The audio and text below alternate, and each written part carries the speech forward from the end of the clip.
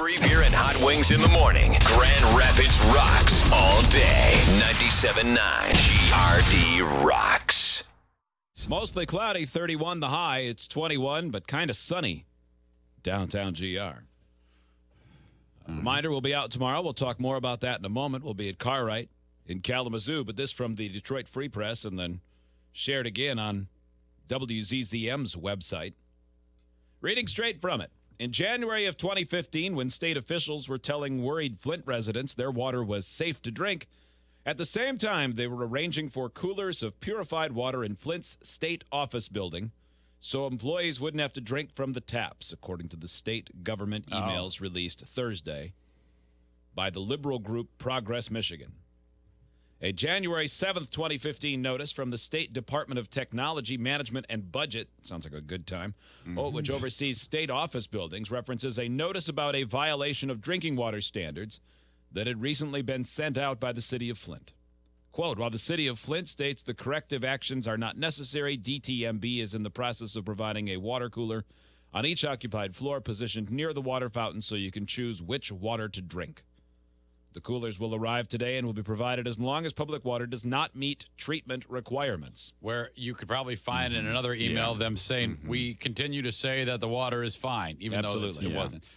Boy, it seems like this is so open and shut when it comes to the negligence or the blatant criminal, in my opinion, behavior of not notifying the public of a health hazard that they caused. That, to me, means those people should be called on the carpet. Everybody who knew about it was complicit. It sure seems like everybody was. Because you've got the city of Flint saying there's nothing wrong with the water. The state people going, yeah, but it doesn't measure up to our standards. Yeah. But if you say so, but we still don't want to drink it, it's just like everybody's going, well, yeah, whatever. Yeah. If you're a state government person who fixes the copying machine and you know of this and you choose to remain quiet, that's criminal. There's no way. Bad. Yeah. So, oh my gosh. If I live there, I never drink the water unless I have, you know how like you dip those things in your fish tank to test the pH or your pool? Unless there's a way to do that, just stick a thing out there to look at every time I'm about to use the water.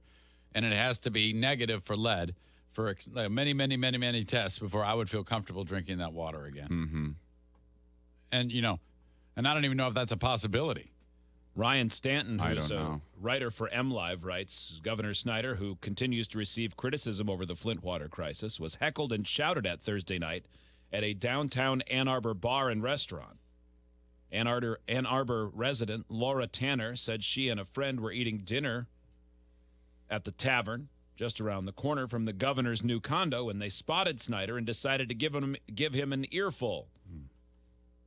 They were alerted to the governor's presence by another man in the crowded bar who shouted into his hands, "Snyder, you bleeped up!"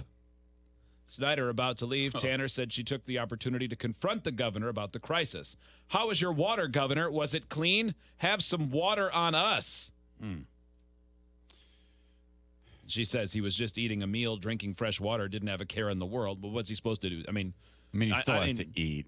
I mean, don't get me wrong. I think the guy is, I think he definitely knew something was going on and didn't take action. And in the end, the buck stops with the governor. If this had been Birmingham, Michigan, this would, I can guarantee you, this cover-up would not have taken place.